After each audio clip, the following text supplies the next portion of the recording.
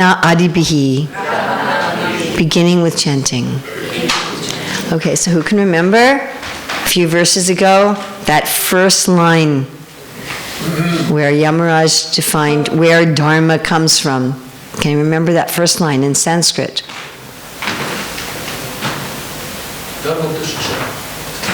Good, good. Dharma tu shakshad, good. Pranita. Dharma tu shakshad Bhagavat. That's the most important word, right? Because coming from God. So Dharma tu shakshad, tu, but Dharma, you understand Dharma, tu, sakshat is, what sakshat mean? Directly. Bhagavat is God. Pranitam is manifest. So, all right, and who are the people who take the Dharma from God, that's manifest from God, and demonstrate it? Yesterday's verse. The Mahajanas, and who are they? Anybody can remember? Bhishma, Narada, Yamaraj, Brahma, four Kumaras, Bali. Do we say Janaka already? Prahlad, Janaka, Sukadev. We already said Narada? No? Lord Brahma, we already said Lord Brahma. Shiva. Okay, everybody remember the Sanskrit? What does it start with? With Kapila, good. You said Janaka? Swayambhu, who is Swayambhu? Brahma. Next one was? Narada. What was the next one? No. Shambhu. Lord Shiva. Swayambhu. This is verses everybody should know, okay? This is like verses to know. Right? Swayambhu, Narada, Shambhu, without looking. Kumara, next. Kapilo, Manu. Yeah, everybody forgot about Manu. Okay, next one. Prahlado, Janako. Good, yeah, you know this verse. Bhishma, Bali, Vyasakir, Vayam. This is your home fun assignment. It's just a bunch of names. It's not so hard to remember.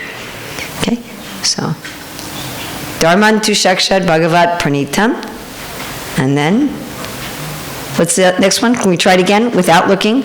Swayambhu, Narada, Shambhu,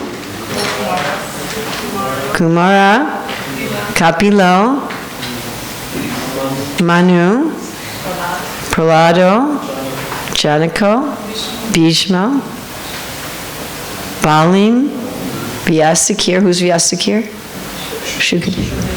Vayam. Who's Vayam? Yamaraj, because he's talking about himself. All right, so what we've come to right now is, and this, remember, this is all brought up because the Yamadutas said, hey, what's Dharma? Right? We had this conversation between the Vishnu Dutas and the Yamadutas, and they're discussing what's Dharma. And the Yamadutas said, hey, Dharma is whatever is given in the Vedas. The rituals in the Vedas, which Ajamil had violated. He broke the rules. And the Vishnu Dutas said, nope, you're wrong. Bzz, take him anyway. So then they asked Yamaraja, so one of their questions was, what's Dharma? So they had the question, how can there be many gods? Who were these people? What's Dharma? Because they couldn't answer these questions themselves. So Yamaraj says, Dharma comes from God. These are the people who know what it is. Like, well, what is it? So in this verse he's saying what it is. Translation. Devotional service beginning with the chanting of the holy name of the Lord is the ultimate religious principle for the living entity in human society. Why do you think Yamaraj particularly mentioned beginning with chanting the holy name of the Lord? Not only because it's true, but also because Ajamil chanted. Exactly. So that was the only demonstration of Dharma that Ajamil did when the Yamadutas were there, correct? Yes? So if Yamaraja had just said Bhakti Yoga, well, Bhakti Yoga, what Bhakti Yoga is he doing? Beginning with chanting. Purport. As stated in the previous verse, Dharmam Bhagavatam, real religious principles are Bhagavat Dharma. The principles described in Srimad Bhagavatam itself or in the Bhagavad Gita, the preliminary study of the Bhagavatam. What are these principles? The Bhagavatam says, Dharma projita kaitavatra. In Srimad Bhagavatam, there are no cheating religious systems.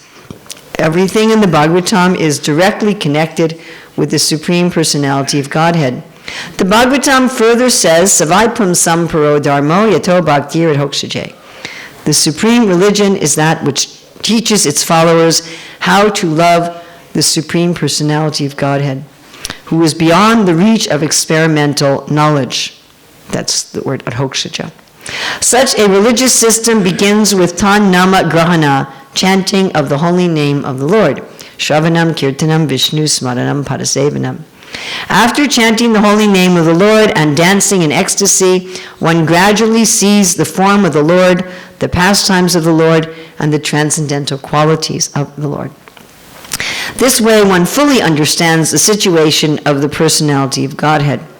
One can come to this understanding of the Lord, how he descends into the material world, how he takes his birth, and what activities he performs, but one can know this only by executing devotional service. As stated in Bhagavad Gita, Bhaktimam Abhijanati, simply by devotional service, one can understand everything about the Supreme Lord. Now, can you really understand everything? Is it possible to understand everything? No. Does Krishna understand everything about himself? This is the bonus question. We should have a piece of burfi for this one. No.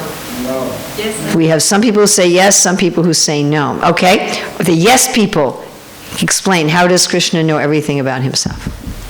Yes? Because you have to achieve perfection to get back to the Godhead. I'm talking about Krishna.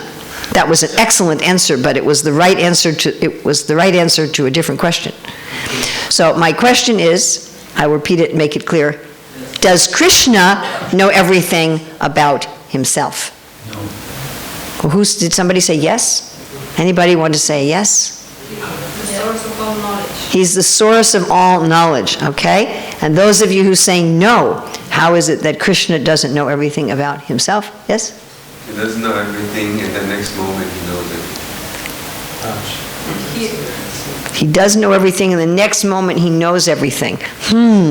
All right, we'll take that under consideration. Any other ideas in the no group? Yes? He doesn't know why he's so attractive. He doesn't know why he's so attractive. But then he comes as Mahaprabhu and he figures it out. So he's not knowing, he's always not knowing as Krishna, and he's always knowing as Mahaprabhu. So that's kind of interesting. He's always simultaneously knowing and not knowing. But that was excellent. What's another no answer?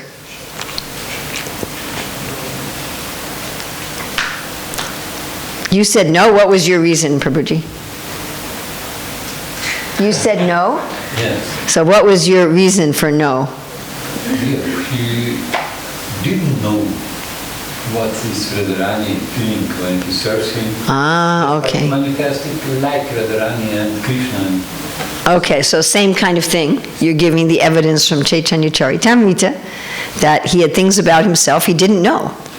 And therefore he appeared as Lord Chaitanya. He would know it wouldn't be necessary to manifest. If he already knew, he wouldn't be necessary. I'm repeating because it says here I'm supposed to repeat, so I'm following some instructions. I don't follow all the instructions, but at least I follow some of the instructions. Any other answer about no? Sometimes he also gets bewildered. Sometimes he also gets bewildered. Of course, we could say that that's rasa. But what you were saying, he doesn't know and then he knows. This is really heavy. It says that the Lord is constantly expanding, yeah? Right? He's always expanding. And so his knowledge is running to keep up with his expansion. So he's expanding and he knows himself, and he's expanding and he knows himself. So therefore he never knows himself fully. In fact, Seshanaga has been, who's also himself, has been talking about himself forever, and he never finishes. Don't we always like to know more about ourselves? Right? I always think it's funny that if people go to an astrologer or a palm reader, they get excited if the astrologer tells them things about themselves that they already know. I always find that interesting. Oh, it's a very good astrologer. He told me things about myself I already know. Okay? I'm not sure what the benefit of that was. But we always like to learn more about ourselves. If we got to the point that we had learned everything about ourselves, we would become bored. Huh? So what does Prabhupada mean here? Because he said it twice now. To understand everything. One can fully understand, and he said one can know everything. So what does that mean? If Krishna doesn't know everything about himself, if he's enjoying discovering things about himself, what does it mean that the devotee fully understands or knows everything? Enough to go back to Godhead. All right. Any other? Within the relationship with Krishna. Within the relationship with Krishna. Some other thoughts? To distinguish between Krishna and Maya. Enough to distinguish between Krishna and Maya? There's definitions. The devotee is Swarat because he gets information directly from Krishna. He's Swarat because he gets information directly from Krishna. All right. Somewhere it says if you're connected to Parampara, then you know everything. If you're connected to the Parampara, you know everything. When we say, do you know everything, does that mean that you're going to know how to fix a car? If you're connected to the Parampara, is that what we mean by everything? No. You're going to know how to spell words in Swahili? No. So we don't mean that kind of everything. What do we mean by everything? If you're connected to the Parampara, what everything will you know? That you are a soul. You okay? You'll know your own identity, that you're a soul. This is an important question, because sometimes we think that the pure devotees knowing everything means that as soon as you're a pure devotee, you know literally everything about everything. In the context of Krishna consciousness. In the context of Krishna consciousness, everything. Okay, that was a lovely, vague answer.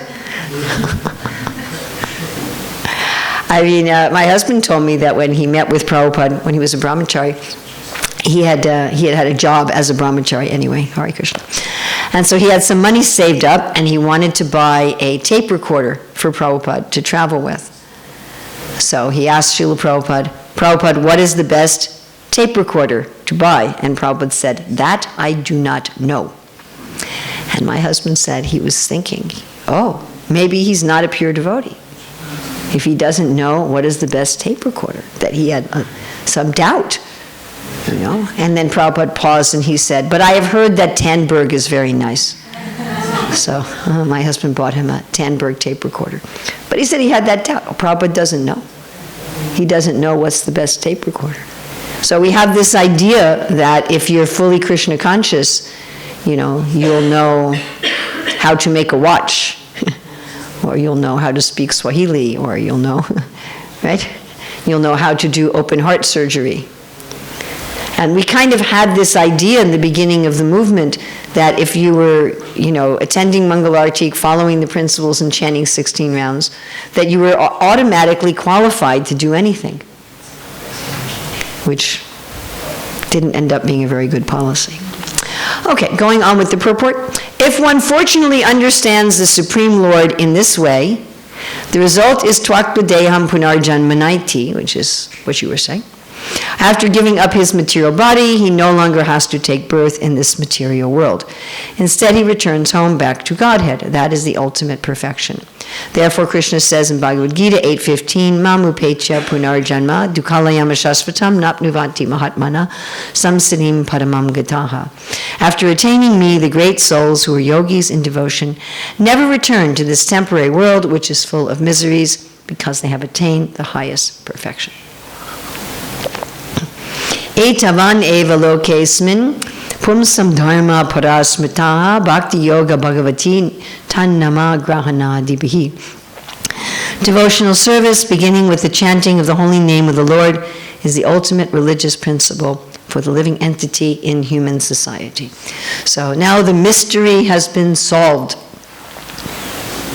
What is it? What is the ultimate religion? So yesterday one devotee sent me a little video of this man who'd had a near-death experience. You've heard of that? Where people, they die and they have some out-of-body experience and they come back to their body. So it was this elderly man who had some kind of very serious medical condition, and in the hospital they actually had him like artificially die. They took his body temperature down very low, and so his heart stopped, his brain stopped, so they could do this very dangerous surgery on him. And he was basically speaking dead for about an hour and a half. And in that experience, he said that he heard and felt the presence of God. And he said he wasn't a religious person before that. And he asked God, what is the purpose of life? And the answer he was given was love. And that is indeed what Yamaraj is saying here. Bhakti yoga. So literally, what does that mean? Bhakti means love and devotion as manifest in service. And Prabhupada uses the word devotional service. Yoga means connection. And here we have Bhakti Yoga Bhagavati, so loving service in connection with the Supreme, which, as we were talking about, I think it was yesterday, that when we love God, we naturally love everybody else. We naturally love all of His parts and parcels. We not only love all living beings, we even love all objects. We love everyone and everything, because everyone and everything is part of God. And that is the ultimate religion. Now, you'd say, well, that seems really simple. Why is it such a secret, mysterious thing that hardly anyone understands it?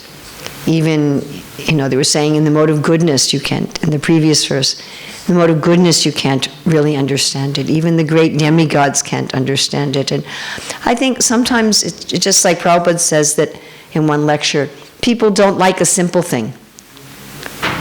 He says if you tell them, just worship the Lord, love the Lord, chant Hare Krishna, they say, no, that's too easy. They say, I want to stand on my head and, breathe in this way. It has to be something complicated. And Prabhupada talks in that lecture about homeopathic medicine. And it makes me reminded how Prabhupada was a pharmacist. And he said, homeopathic medicine, it's very easy to take, but people they think, it must not work. He said they want some bitter medicine and some difficult medical regime. Otherwise, they feel it can't be effective. Oh, it's too simple. How could it be so simple? How could it be so easy? You just have to love. And Prabhupada said devotional service is simple for the simple. And many times Prabhupada would say, we can achieve perfection how fast? In 1 second. In 1 second. But many times we're thinking, well, we've got to do the bahunam janmanam ante jnanavam ham prapadnate. Of course, that verse is about the jnani. It's not about the bhakta. For the bhakta, it can actually be immediate. But we tend to resist it. Or how can it be that simple? All I have to do is love God. That's all I have to do. I don't really have to do anything else. So why is it that it's just that simple? All you have to do is love God. And it's so simple that people miss it. Have you ever missed something that was right in front of you? That was simple? Yes? Everybody? Have you done that? You're looking for a solution and trying so many complicated things, and you find that it was very simple? Has everybody had this experience? Sometimes we're trying to fix something for, years, and we find that, it was just this very simple thing. So why such a simple thing? Well, first of all, it gets to the very root of all of the problems that we have. What's the root of all of the problems? That we feel disconnected from Krishna. We feel disconnected from our bodies. We're disconnected from our minds, from our very self, from other people, from things. We have this sense of being separated. We don't understand who we are, no matter how we define ourself as the soul, as the mind, as the body. We don't really understand ourselves. We don't really understand other people. We don't understand other creatures. We don't understand how the world works. And when you don't understand things, you make all kinds of mistakes, isn't it? I was visiting a devotee a few weeks ago, and she was supposed to drive me that day to another temple in a distant city. And she said, I'm going to take my daughter through a corn labyrinth. You know what that is? Corn is maize, corn. What do you call that? Okay. And you know what a labyrinth is? Like a maze? Do you know what that is? Labyrinth, right? And labyrinth, okay, there you go. And she said, I'll be back in an hour. And how long do you think it took her to get back? About 4 hours. So we arrived at our destination very late. So if we don't know how things work, if we're disconnected, then our life is like some big labyrinth. We don't know what to do. We're thinking, if I do this thing in this way, then I will achieve my desires. But is that always true? We have our plans and we follow our plans. Do they always work? Do anybody here have plans that always work? Sometimes do your plans achieve the opposite of what you thought? Does that happen? You make a plan and you work at it very hard and you really stick to it and you get the opposite. We were talking about that the other day, how on the level of society even. Right? We gave some examples. You remember some of the examples we gave of opposite results on societal levels? Anybody remember? Abortion and birth control has increased the number of illegitimate children. What was another example? Cars. I didn't give that one, but that would be a good one. Giving financials to the single women. Yes, government giving money to single women. It's actually increased the number of single women, single mothers. Trying to solve. Yeah? The Green Revolution, yes, which meant, we say now green, we mean something different, but originally the Green Revolution meant artificial chemicals, artificial fertilizers and pesticides. It complicated world hunger instead of solving it. Okay? We gave another example. Remember of the hearing impaired people? The doctors having to get an interpreter for people who were deaf. It meant that they got less medical care instead of more. So on a societal level, our plans often don't work or they have the opposite result on an individual level because we don't know what we're doing. We're separated from truth. We perceive things differently from what they are. And that is the source of all of our problems. Does that make logical sense? If we could perceive things the way they are, then wouldn't we do things properly? And we wouldn't suffer, yes? Does this make logical sense to everybody? This is the definition of Maya. The definition of Maya is you perceive things in a way different to what they actually are. We perceive our motives differently from what they are. We perceive our actions differently from what they are. We perceive our identity different from what it is. We perceive others' motives, others' identity differently from what they are. Am I correct? We perceive the laws of nature differently from what they are. And so we're constantly making poor decisions. Constantly. This body is a result of many poor decisions that we have made in this life and in a previous life. That's what it is. So the root of the problem is if I see things the way they are. Tattva darshinaha, if I can see the truth. If I can live in truth.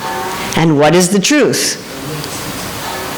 That everything, that God is everywhere and everything, pervading everything, that everything and everyone is connected with Him. That is the truth.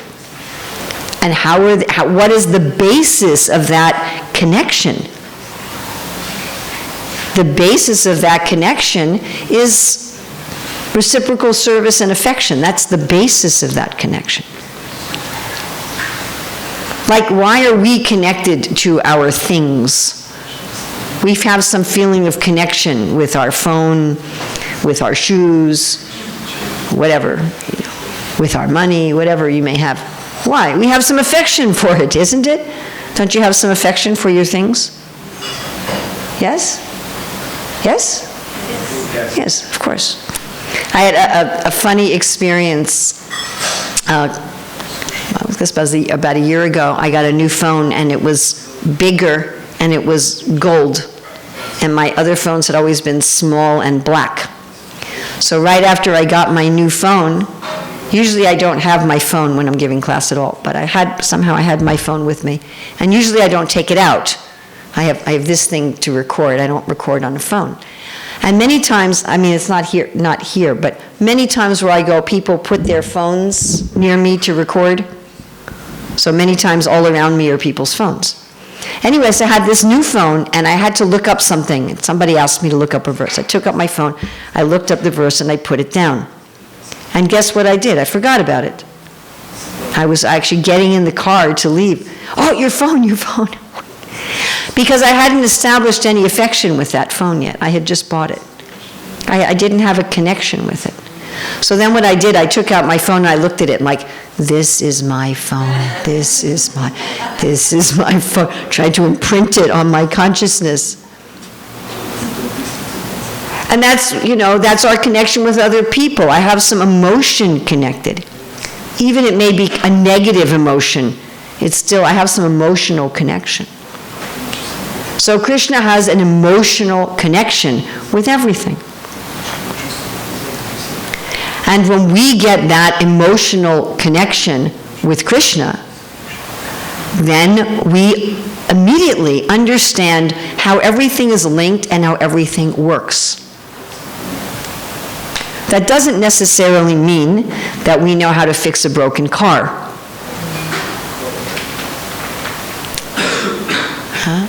But we understand the principle of the car, and we understand how the car is related to the Lord. Actually, when we see the car, we don't really see the car. We see the Lord's energy. And then all of our decisions, all of our actions, all of our thoughts, being in harmony with reality, always bring us all the fulfillment of our desires. As Prabhupada's quoting here, Savaipam Samparo Dharma, Yato Bhaktir Hoksajay, Hotuki Apritiyata, Yad Yatma Supersediti. We become fully satisfied because everything we're doing is real. When I first came here, we were reading the Bhagavad Gita verse about the real and the unreal. When I know the truth about everything and how everything is connected, I also know the truth about myself. And I know how I know my place, who I am, where I belong. We're always trying to figure this out. Now it's become very popular with DNA testing, right? Spending whatever it is, $100, $150, whatever. What is your ancestry, physically? And of course, sometimes when people do these tests, they find out that biologically they're not who they thought they were. You've read about this? People get this genetic testing and they find out the person they thought was their father was not their father. It's become a big thing now. And then they go to their mother and they're like, who's my father? And she's like, I don't want to talk about it. And then they go to their brothers and sisters, only your half sister, you know. Or some white supremacist finds out that he's 25% black African. And so people are trying to find out their identity, or they take some, you know, vocational aptitude test and personality tests, or they look at their horoscope.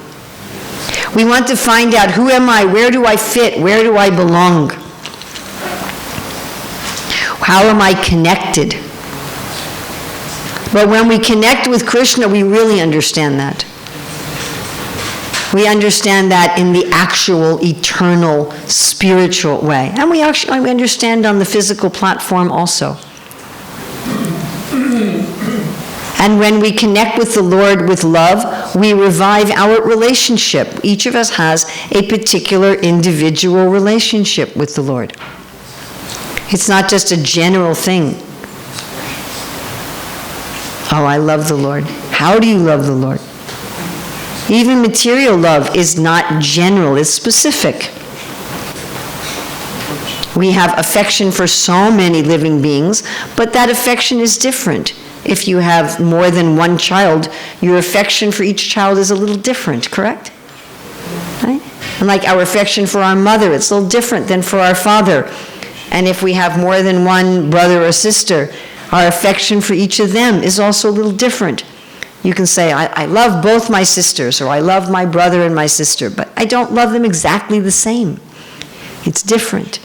So my relationship with Krishna is not exactly the same as your relationship, or your relationship, or your relationship. Each cowherd boy has a different relationship. I mean, it's so extreme that if you have a plant, okay, there's a plant right there. There's like some leaves you can see next to Prabhupada. If you took one of those branches and looked at the leaves, would any leaf be exactly the same as any other leaf? On the same plant, on the same branch. So we understand ourselves and we feel completely satisfied. I know who I am, where I belong, what I'm meant to do. I'm doing exactly the expression of myself for some higher purpose that has eternal meaning. And therefore, we find full satisfaction, but in a way that's dynamic. It's not like, okay, now I know everything about Krishna, now I know everything about myself, okay, done, now let's do something else. Because even Krishna doesn't know everything about himself. So that knowing everything is dynamic and expanding, and it's actually full of mystery. That one is always learning more and more about Krishna, and more about oneself, and more about everything. And the process for making this connection is the 9 processes of Bhakti Yoga, or we can say the 64 Angas of Yoga. And why do we say starting with the name? Because the name is the most accessible. If you're going to do Archana, then you need to be trained in Archana. You have to have a guru. You have to be trained in Archana. There has to be a murti to worship. I mean, you could have a murti in your mind. You can do Archana in your mind. Not so accessible. Even hearing, if you're going to hear, you have to have a book, or you have to have a recording, or you have to have another person to hear from. Yes? If you're going to remember, you have to remember what you've heard. But the name, you don't need anything. We can go out on the street and we can give people the name. Yes? They don't have to have any background. All the other things require some background, some prerequisites, some situation. But the name, no, everybody. One always has the name, at least mentally. So therefore the name is considered the most merciful. That the incarnation of the Lord in His name is available to everybody all the time, in any circumstance. In terrible suffering, in terrible joy, in wealth, in poverty, in honor, and in dishonor. One always has the name. Sometimes devotees say, I've lost everything, lost everything. What would that mean? It would mean, I think, many years ago I read the story of a man captured during the Vietnam War, and he was in solitary confinement in a North Vietnam prison for 7 years, and beaten and chained to a concrete slab. That's kind of losing everything, No contact with the family, no contact with the other prisoners. I mean, they made away with like tapping on the wall, that they could communicate one sentence in 24 hours. If they got caught, they would get beaten. And full of diseases, and that's losing everything. But guess what he had in a North Vietnamese prison? He had the name of God. And he hadn't been a particularly religious person. He said when he was parachuting when they shot his airplane and he was parachuting down, he said for the first time in like 20 years, he remembered some prayer he had learned in his childhood. And he said when he was in prison, what was he remembering? Songs about God. That was what he had. He had nothing else, but he had that. I mean, that's really losing everything. And still he had the name. One of my godsisters who passed away a few years ago had a stroke that left her with basically no ability.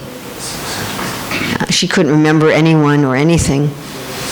She couldn't speak except just to say the Hare Krishna mantra. That was all she had. For many years she was like that. And unfortunately she had no devotional family. So her sister, who wasn't a devotee, was her next of kin, and her sister didn't like devotees. So her sister put her in a medical facility that was many, many, many hours from a temple, where she had no association. But she was always chanting. And devotees would sometimes go visit her, and they said, she would just say, Hare Krishna, Hare Krishna. And she still had the name. So the name is the most merciful. The name is always accessible. And from the name, all other realization can come. That doesn't mean, as we were talking about last night, that all other realization can't come from other service. One can get all realization from serving the deity. One can get all realization from reading the Bhagavatam. One can get all realization from eating prasadam. From association with devotees. One can get all realization from taking a drop of charanamrita water, from following the Rath Yatra cart, from smelling the incense offered to the Lord, which we hardly ever get to do in ISKCON temples anymore. Everybody puts the incense out. I keep thinking, why don't we just get good quality incense? But anyway, that's one of my things. Well, I visit Oman, and in Oman they have the real deal, which was very funny because the devotees in Oman who are all from India were buying things from India. I'm like, why are you buying things from India? It's here. This is the real frankincense. Go to the market and get it. But anyway, just by smelling the incense, just by smelling the flower, just by seeing a devotee, by serving the deity, any of the things we do in Bhakti can give us, as Prabhupada's saying here, the form of the Lord, the pastimes, the qualities of the Lord. Everything we're doing has that ability. So, there we are. We have the most secret things, Rajavidya Rajagriham. The most secret, the things that, the most simple, obvious answer that pretty much everybody misses. They're looking for something complicated, they're looking for something really, challenging, and they miss it. So we've got it. So all we have to do is do it. That's all. So questions, comments, additions, subtractions? Yes? Microphones.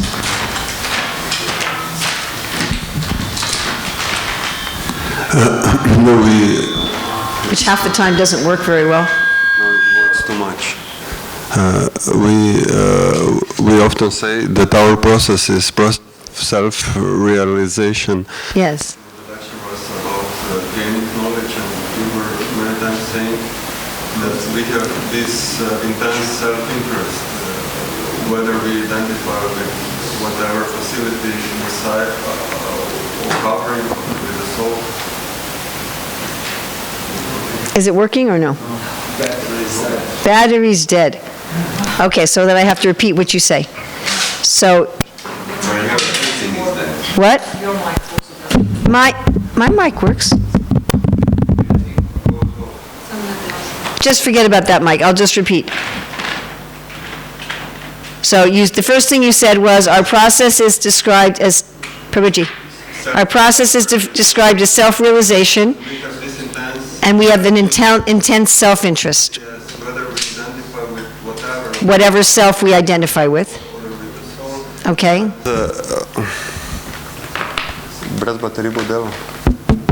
You got a microphone back. Maybe, hopefully.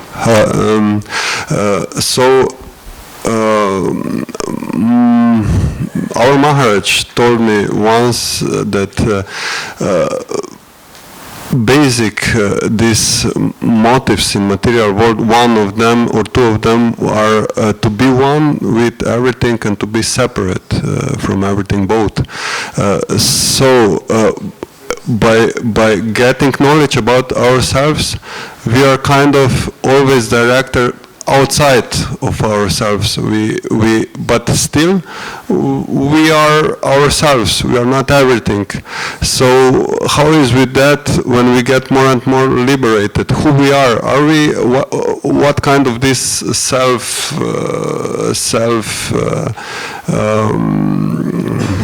what kind of feeling about ourselves? Are we completely selfless, or how does it look? I mean, it seems kind of paradoxical.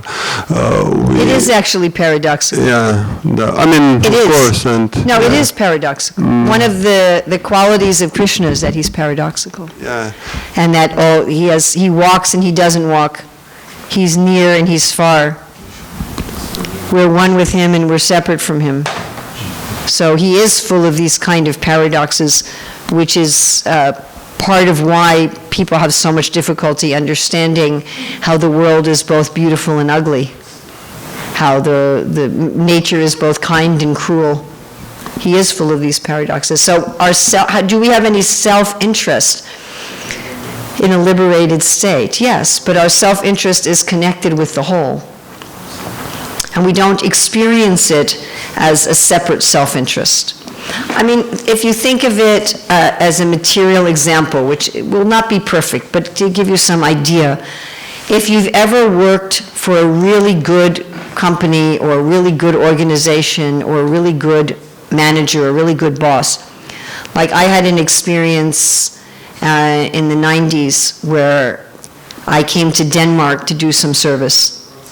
And the management structure and the team that was doing this service were just pretty much perfect. And so I could completely absorb myself in the service I was doing. I didn't have to think about myself and my needs at all, on any level. Everything I needed physically was just taken care of, and perfectly without my having to think about it. Everything I needed to do my service was provided to the top level of what I needed without my having to think about it or ask for it or anything. And psychologically, it was a service that if somebody had custom designed a perfect fit service for Urmila's psychology, that would have been it. It was exactly fit my intellectual, mental, emotional nature and needs. I had whatever I needed to do it without my asking. It was just there immediately. I had everything physically that I needed. Spiritually, it was a very enlivening community. The morning programs were enlivening. The atmosphere was out in the country. It was beautiful. I mean, on every single level, everything I could possibly want and needed was just given to me without my having to make any effort at all. And I fully focused on the service that I was doing. So my thought of taking care of myself and satisfying myself was absent. I was able to be absorbed in that service, I mean, every possible waking minute of the day, probably about 12 to 14 hours a day. I was able to focus on what I was doing because I could. I didn't have to take any of my physical, mental, emotional energy for myself.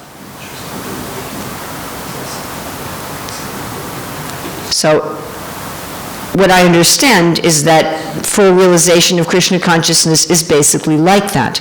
You're giving everything to Krishna without a thought for yourself.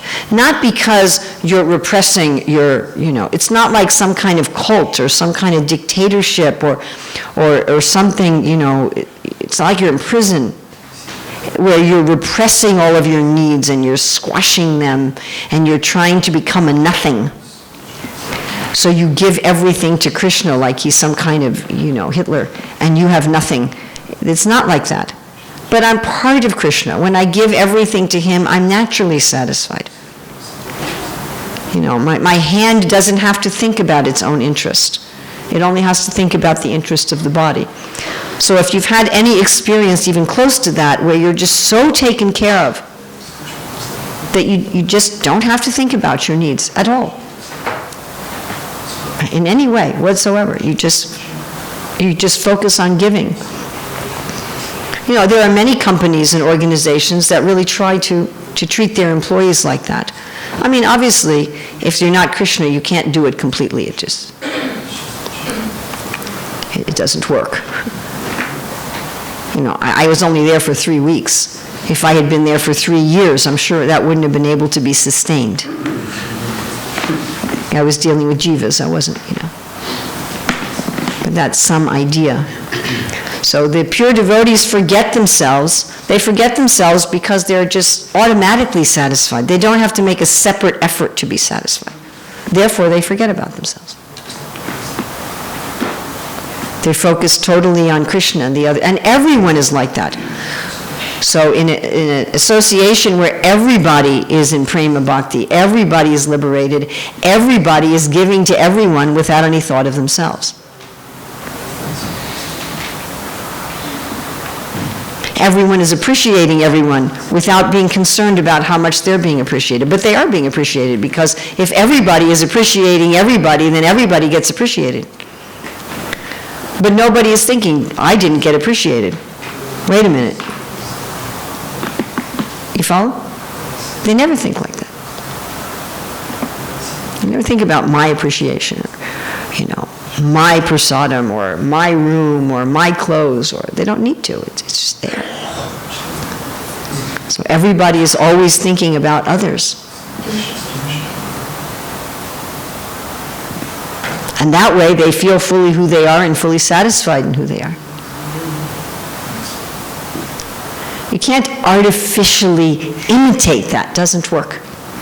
You go ahead and try, but you will become very unhappy. It doesn't work. Because when we try to artificially imitate that, we just suppressed a bunch of stuff, And then eventually comes out and we feel frustrated.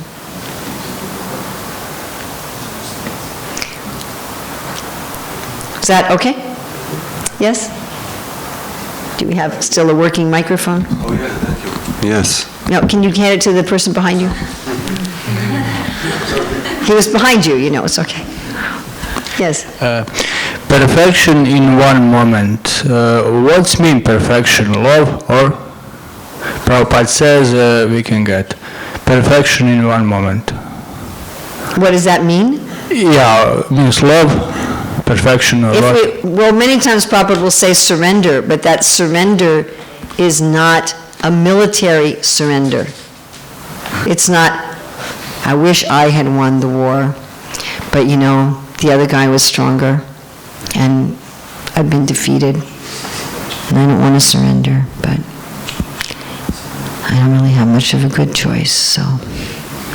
Okay.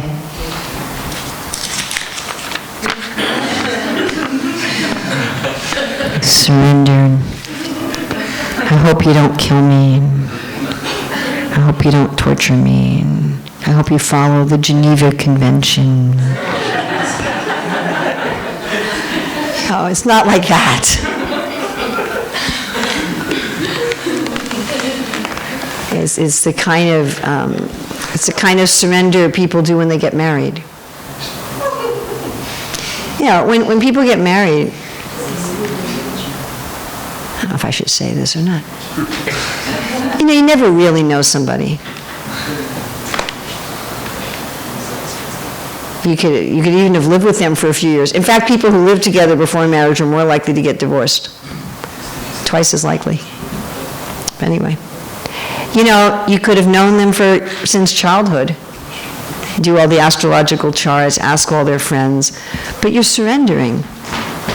You're jumping. You're going, all right, where's this going? I don't know. I'm going to spend the rest of my life with you. It's that surrender. And people, when they get married, generally, they're totally in love with each other. Generally. Not always, but generally. I surrender. I don't know anything about what that means. But here we go. Or the surrender when you have a child. That's even more extreme.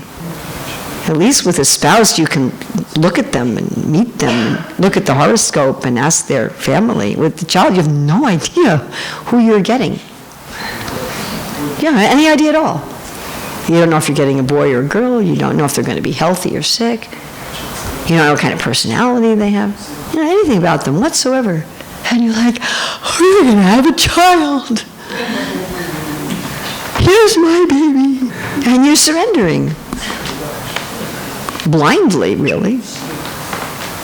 It's especially being a parent. I think of all the things you can possibly do, it's totally blind. And we're all so excited about it. Oh, I'm pregnant, I'm going to have a baby. What's that going to be like? Oh, wonderful. It's that kind of surrender. It's a surrender of love.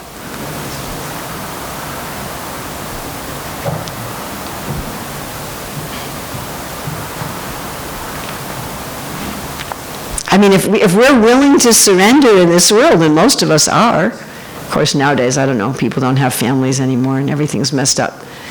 But in a normal society, if we were normal, which we're not at all, most people would be doing that. Most people would be getting married and have children. And they do it when they were very young, when they really didn't know what was going on. Yeah? It's that kind of surrender. It's that jump of attachment and of love. But you know, we're kind of like the person who is still not married at 55. You met these people?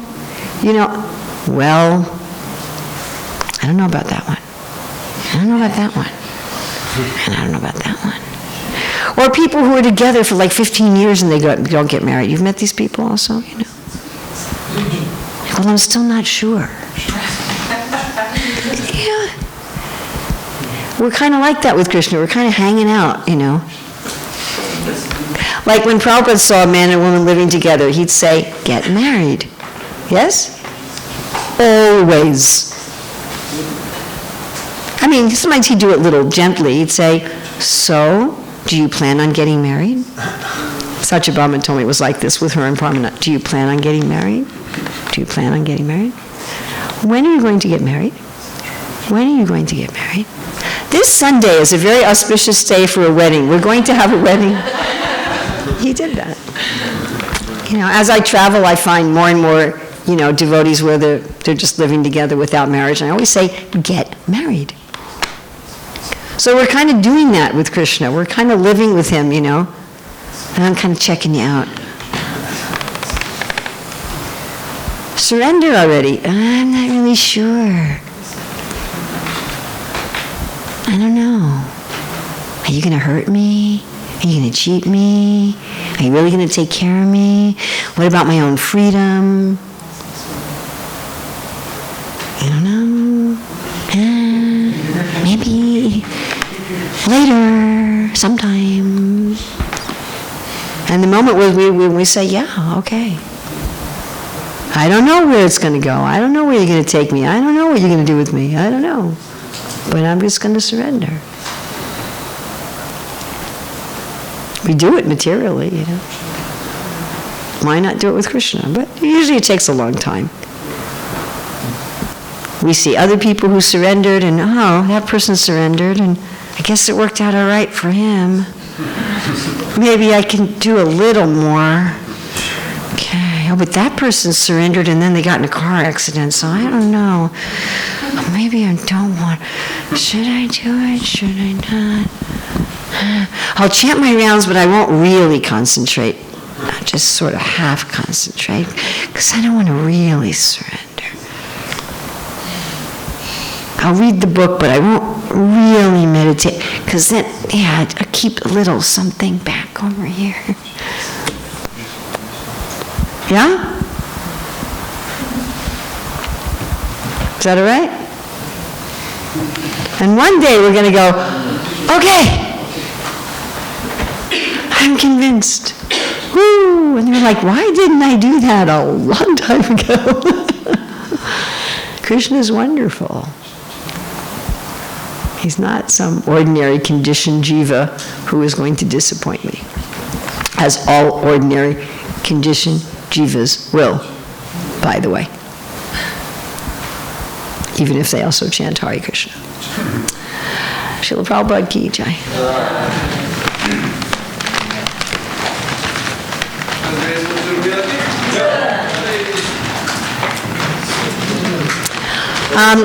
I have some copies here still of my new book, Krishna Conscious Novel, How to Attain Perfection in the Form of a Story, so if you're interested. And we'll have to go back to the room because you wanted 3 and I only brought